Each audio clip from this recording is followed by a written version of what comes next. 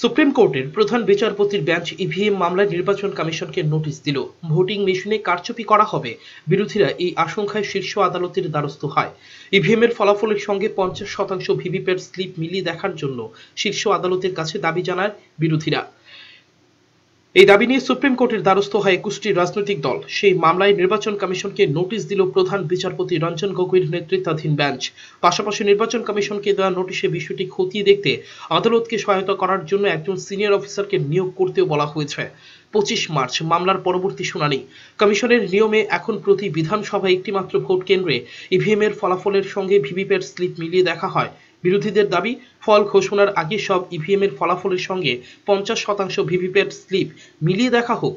11 April থেকে 19 মে 7 দফায় সপ্তদশ লোকসভা ভোটের নির্ঘণ্ট প্রকাশ করেছে নির্বাচন কমিশন। গণনা ও ফলাফল ঘোষণা 23 মে।